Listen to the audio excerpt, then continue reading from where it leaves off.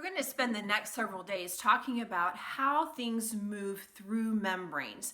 Now you can imagine that since you've done 2 labs on this, this is a pretty important concept for you guys to understand.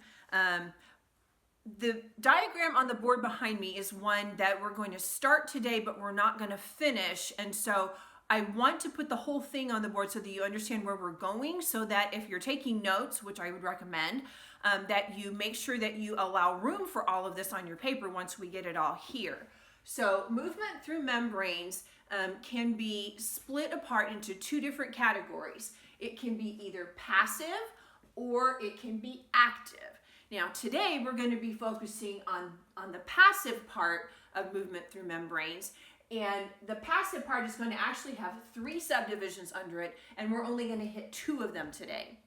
So I wanted you to see that whole thing so you can see where we're going with it. You may even want to kind of take your paper and turn it sideways if you're writing it down, so make sure you have enough space for everything.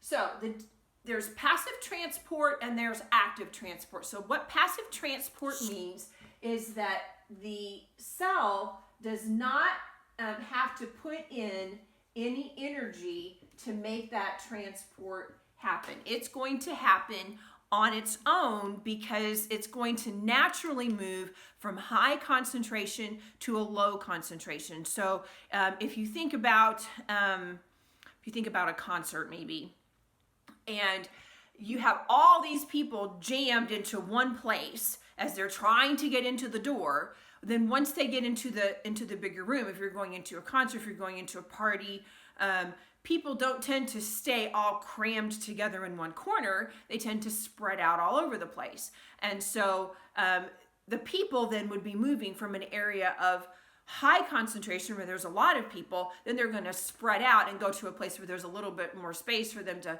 move around, move their elbows, and not, worry about having to jam their buddy in the ribs just because they happen to scratch their nose. Okay, so this happens in order. First of all, the things are moving from high to low concentration, which is the natural way things are going to move unless we force them to move the other direction. And the effect of passive transport is going to be to equalize the concentration. So if you think about a large gathering of people just naturally spread out. Well, molecules, atoms, they do exactly the same thing. They are just naturally going to spread out and get as far apart from each other as they possibly can. If there's a whole lot of stuff on one side and there's nothing on the other side, they're going to move from the area of high concentration to the area of low concentration. And until the final effect is that everything is the same all the way throughout. Now, the term that we use for this is diffusion. And diffusion happens whether you have a membrane or not.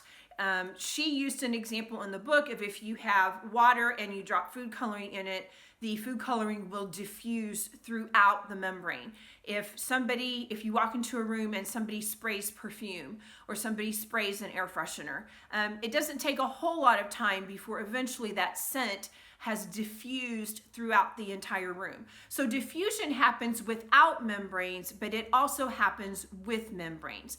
And with membranes, both the solute, the thing that's dissolved, and the solvent, the thing that does the dissolving, are going to be able to move across the membrane.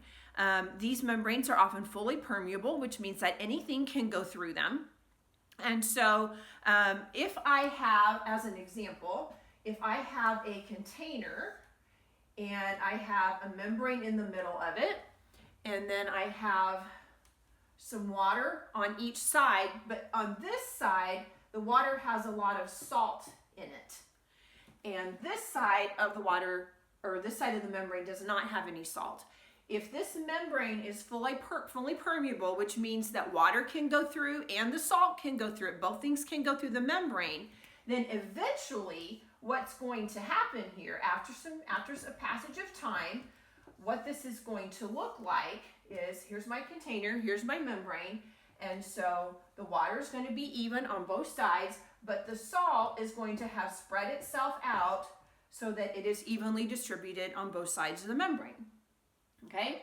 This can happen with salt, it can happen with sugar, it can happen with any type of molecule. As long as it can move through the membrane, and then that's what's going to happen. It's going to move through the membrane until everything is evenly distributed.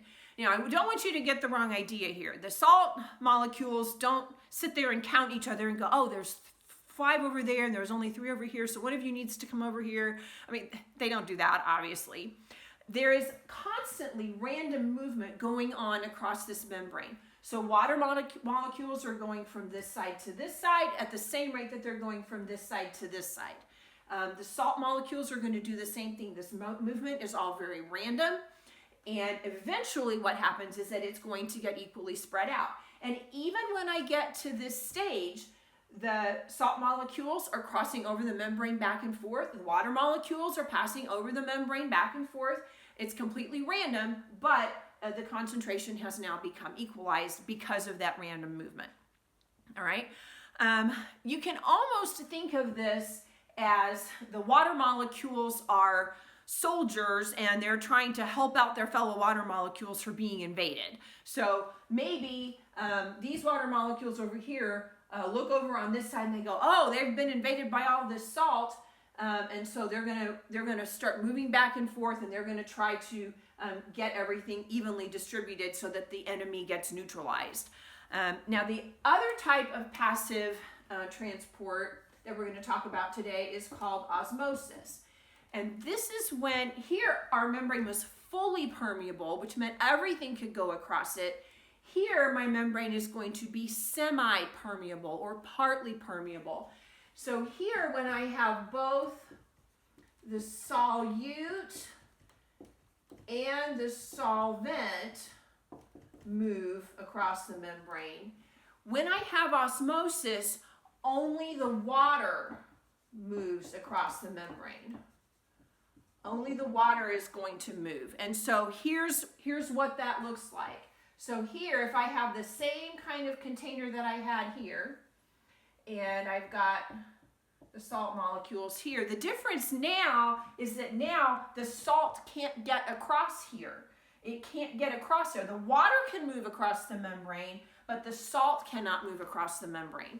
Well, these water molecules on this side are still taking pity on their water molecules over here who have been invaded by this enemy salt, and so they want to try to help, but the salt can't come across, so the water is going to move until everything is equalized. But what's going to happen here is that, again, with the passage of time, what this is going to look like, here's my membrane. Remember that the salt can't move. It's all got to stay over here. But now, after the water has moved back and forth to equalize things, I'm going to have a whole lot of water over here and not a whole lot of water over here. And it's going to keep doing that until the solutions have concentration that are equalized there, okay? So again, you can kind of think of this as the water molecules are trying to help dilute the enemy that has come in. And so here you're going to have different levels of water that are moving back and forth. So that's the difference between the two. Here in diffusion, the solute and the solvent both move, but in osmosis, only the water is able to move, and so you end up with different water levels on each side of that membrane.